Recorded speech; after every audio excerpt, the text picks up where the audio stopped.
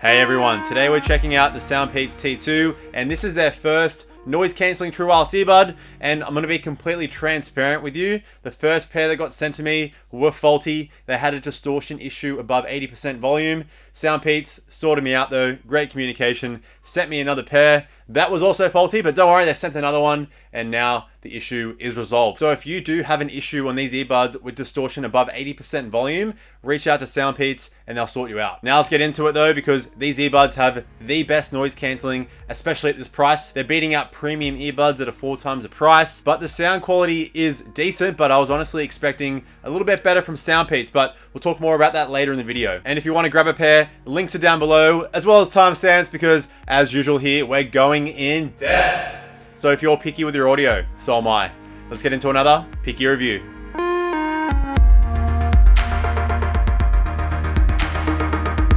Alright, starting with physical features and design, you got your classic SoundPEATS design here, that slick logo, smooth hard plastics all around the earbud. It's a real basic look, but it gets the job done. There's also no unnecessary flashing with the indicator lights when music is playing. Now the buds are a little bit on the chunky side, but surprisingly, these are one of the most comfortable and most secure true wireless earbuds I've ever tested. So you're getting the usual small, medium, and large ear tips here. The large work the best for me. Normally mediums do, but for whatever reason, the large work really great here. And the actual fit itself, it's moderately deep, but you get barely any of that intrusive suction feeling in your ear canal with these earbuds, which makes them incredibly comfortable. I can wear these for hours with no discomfort. Keep in mind though, my ears are a little bit larger, so if you do have smaller ears, this might not be the case for you. But overall, really comfortable, and somehow without a wingtip, really secure, so you can use these for any kind of training, running, weight training, CrossFit. You have to be going pretty crazy to throw these out of your ears, and it feels like when you're wearing them they'll fall out, but somehow they don't. So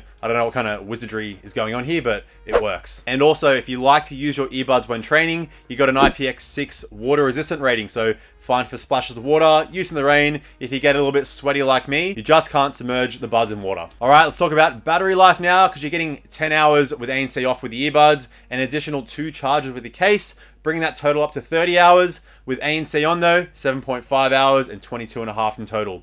In my testing, at 70% volume with noise cancelling on, I got just over 6 hours, 6 hours and 14 minutes. Currently running my test with noise cancelling off. So pretty decent, nothing amazing, should get the job done. You aren't getting any fast charge here or wireless charging, which, look, it could have been a thing at this price point, but still not a huge deal. However, this is one of the best cases SoundPEATS has ever produced. It's their most compact, the hinge is nice and sturdy. The magnets aren't incredibly strong, that's one of my main cons. I wish they were just a little bit stronger, but you do get indicator lights on the front of the case to let you know when the earbuds are charging, they'll flash blue, and you've got some indicators there to let you know the battery life of the case as well. It's also really seamless taking the earbuds in and out of the case, and when you take them out, it takes about 6 to 7 seconds for them to connect to your phone. All right, let's talk about controls now. You can control everything here except for skipping tracks back, which I think was a pretty weird choice. I'm going to chuck up all the controls here so you can see, and I feel like they could have switched the noise cancelling being a hold to a triple tap, because you got a triple tap on either earbud to activate voice assistant.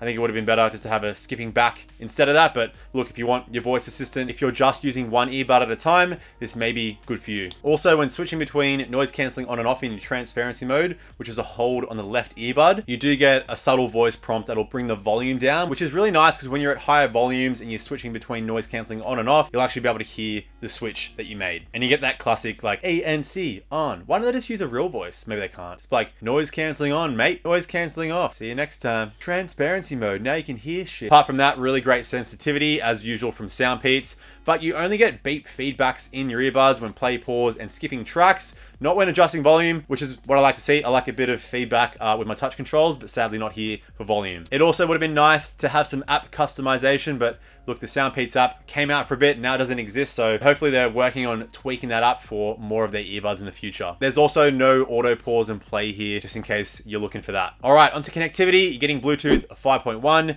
SBC and AAC codecs. In terms of latency, barely any on YouTube and Netflix. Tested on an iPhone 12 Pro. In terms of gaming, you're going to get a little bit. You might want a low latency pair of earbuds. And it would have been nice to see a low latency mode on here, especially when you got like the SoundPEATS Sonic or even the Earphone Free Pro, which is in a similar price range, has a low latency mode. Sadly not here though. Apart from that, Bluetooth range is really solid. 85% in my indoor test, that's across 17 meters. downstairs, upstairs, through 5 walls, and I got 95% in my outdoor test. 27 meters in a clear open space. No multi-pairing, hopefully one day that's in the budget world, but you can use the left or right earbud individually, and it works in mono mode, so you can hear both audio channels when you're using one earbud, and it's incredibly seamless when you're switching between one earbud. It's pretty much instant when you chuck it in the case, take it out, and it'll connect straight away. All right, onto the microphone test. SoundPEATS has finally improved their microphone quality. Still not amazing, but it definitely gets the job done. So I'll chuck up some tests here so you can hear for yourself. All right, here we are in the outside world with the SoundPEATS T2. Can't really see right now, the sun is glaring down on me, but hopefully the microphones are picking up my voice well and blocking out all the noise in the background. All right, before we talk about noise cancelling, a quick little drop on my Instagram here so you can stay updated with behind the scenes action of me and my audio ventures. I'll leave a link down below.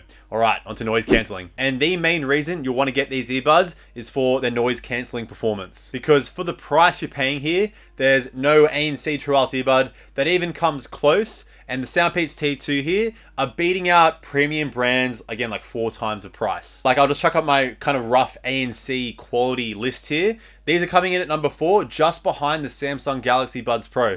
It was really close between these two, but yeah, they're beating out pairs like the Sony XM3s, Sennheiser, and a lot of other buds as well. And this is just from what I've tested, probably more that could probably beat it, but this is from my list of noise cancelling True Wireless earbuds. Now I'll explain the noise cancelling quality, because when it comes to lower frequencies, the T2 here is pretty much on level with pairs like the AirPods Pro and the Bose Quiet Comforts. It's insane. It completely just destroys any low frequency sound, but it is those higher pitched sounds like voices. It could be like music going on in the background of the gym, or like an air conditioner, like kind of the higher pitch sound of an air con. This is where it doesn't block those sounds out, as well as pairs like the Bose and the AirPods. But still, overall, blocks out an incredible amount of sound, which means you can listen to music at lower volumes and protect your hearing. A slight con though, I did notice a little bit more cabin pressure, that kind of weird suction feeling you get like your head's about to explode. A lot of people are sensitive to it. If you are, then you might want to steer clear of the T2 here. Hey, that rhymed. But of course, with noise cancelling comes your transparency mode, and very nice transparency mode here. You only get one option of an ambient mode because there's no app customization, but this works really great when you're talking to someone that's close to you, which is probably how you'll be using your transparency mode most of the time. It's very nice and loud. You don't have to take your earbuds out. This doesn't mean it's the most natural sounding, but in terms of being able to talk to someone in front of you, solid. Or if you're going for a run outside or going for a walk, you really will be able to hear everything going on around you. But if you are outside and it's a little bit windy, this does pick up wind noise, as most ANC does, unless they have wind noise reduction, which not many pairs do, but it's honestly not too bad. There's also a little bit of that ANC hiss sound. This is expected from any ANC earbud, but just a little bit more here than more of those premium brands. Another con, this is a little bit of an annoying one, but when you take the earbuds out of the case, automatically noise cancelling won't be on. It'll just be completely off, no transparency mode. So you have to hold the touch surface to turn transparency mode on, then noise cancelling. Not a deal breaker, but for some of you, it might be. So I'm gonna let you know. Now let's talk about the most important part, sound quality. And let's start with volume here, because at 100%, there's definitely crank. You definitely don't have to go any louder at 100%, and very minimal distortion when venturing to those high volumes as well. Now, in terms of low level listening, not really getting it here. At the lowest volume, these are still pretty loud. So these sadly don't get my bedtime certification. And also, if you're listening to low volumes or podcasts, there is of course that white noise hiss with noise cancelling on. When you have noise cancelling off, there is still a little bit of that white noise hiss, but it's honestly pretty minimal here. All right, onto the sound quality itself. And for SoundPEATS standards, that's a lot of S's.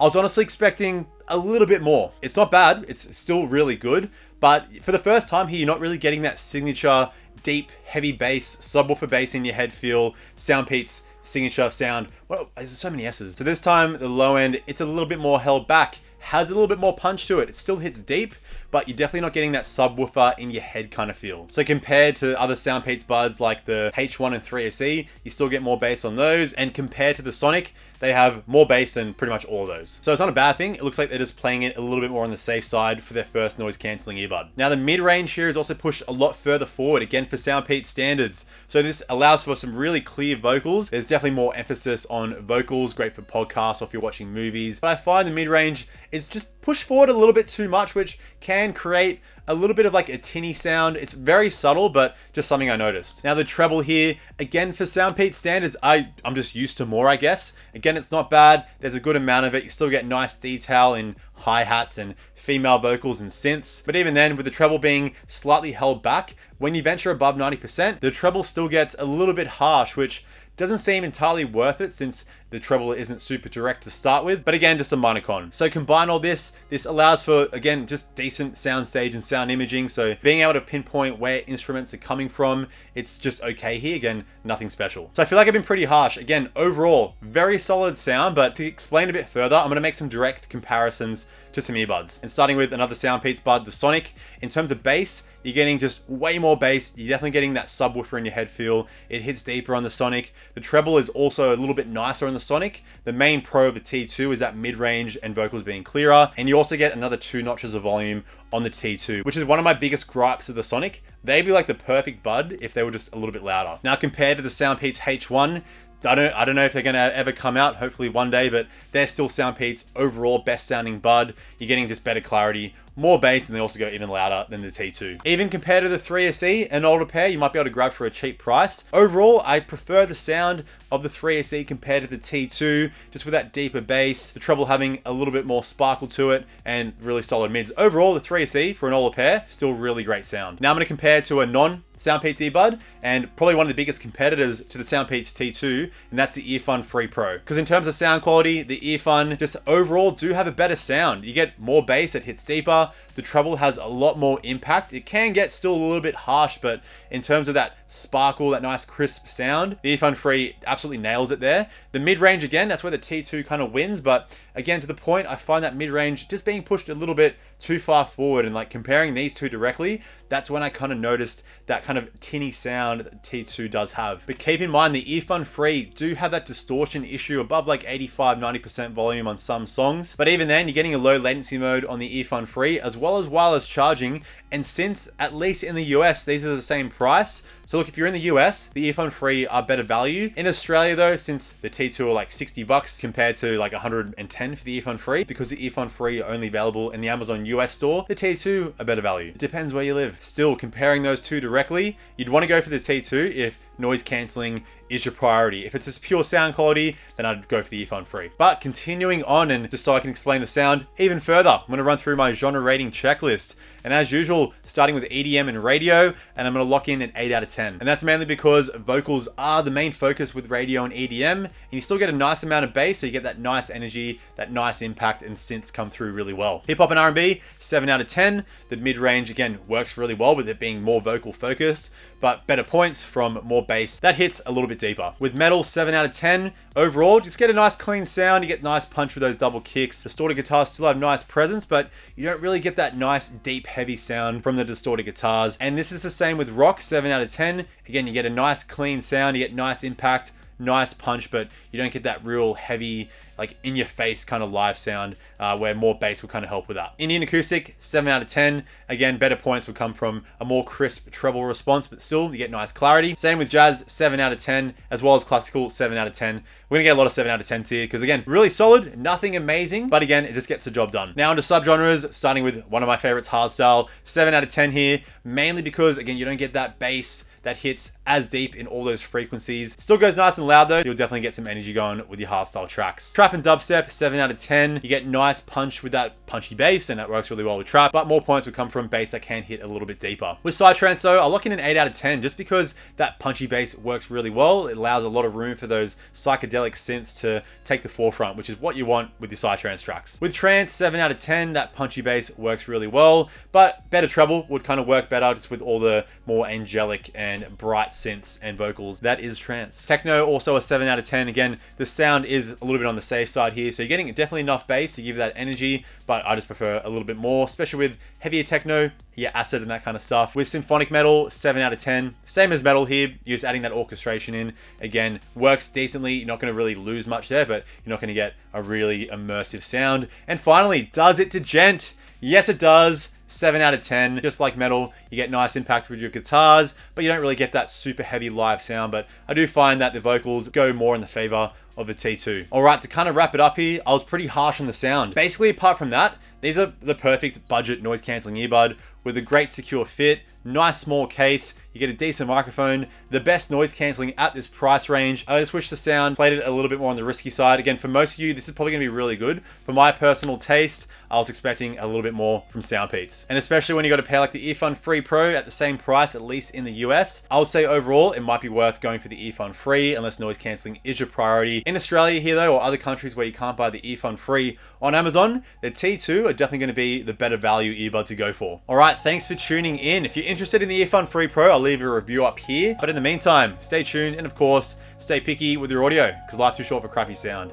See you in the next video. Bye now.